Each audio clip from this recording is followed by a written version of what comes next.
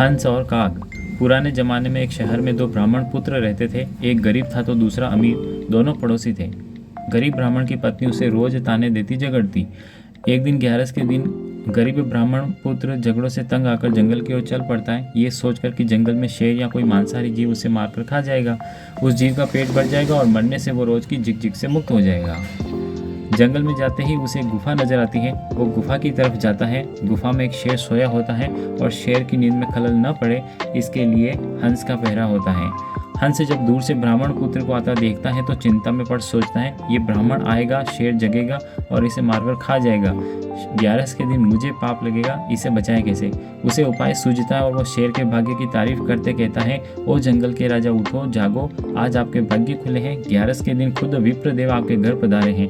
जल्दी उठे और इन्हें दक्षिणा दे रवाना करें, आपका मोक्ष हो जाएगा। ये दिन दोबारा आपकी जिंदगी में शायद ही आए, आपको पशु योनि से छुटकारा मिल जाएगा।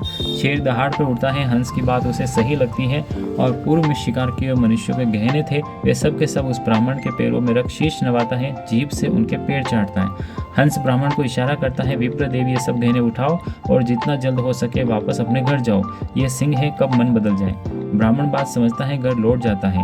पड़ोसी अमीर ब्राह्मण की पत्नी को जब सब पता चलता है तो वो भी अपने पति को जबरदस्ती अगली 11 को जंगल में उसी शेर की गुफा की ओर भेजती है। अब शेर का पहरेदार बदल जाता है, नया पहरेदार होता है कौवा।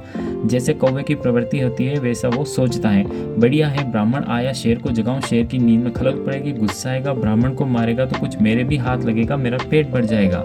ये सोच वो काँव काँव चिल्लाता है। शेर गुस्सा हो जगता है। दूसरे ब्राह्मण पर उसकी नज़र पड़ती है, उसे हंस की बात याद आ जाती है। वो समझ जाता है कौवा क्यों काँव काँव कर रहा है। वो अपने पूर्व में हंस के कहने पर किए गए धर्म को खत्म नहीं करना चाहता, पर फिर भी नहीं, शेर शेर होता है, जंगल का राजा। वो दहाड़ कर ब्राह्मण को कहता है, हंस उड़ सरवर गए और अब काग गए प्रधान, थे तो विप्रा थारे घरे जाओ, मैं किनाइनी जजमान। अर्थात हंस जो अच्छी सोच वाले, अच्छी मनोवृत्ति वाले थे, उड़ के सरोवर यानी तालाब को चले गए हैं और अब कौवा प्रधान पहरेदार है जो मुझे तुम्हें मारने के लिए उकसा रहा है। मेरी बुद्धि गुमे उसे पहले ही, हे ब्राह्मण यहाँ से चले जाओ। शेर किसी का जजमान नहीं हुआ है, वो तो हंस था जिसने मुझ पर शेर से भी पुण्य करवा दिया।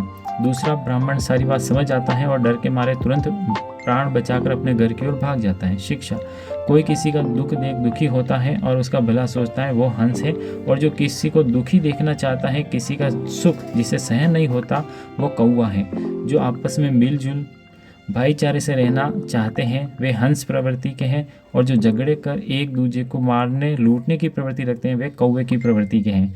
अपने आसपास छुपे बैठे कौवों को पहचानो, उनसे दूर रहो, और जो हंस प्रवृत्ति के हैं उनका साथ करो। इसी में आपका और हम सबका कल्याण छुपा है।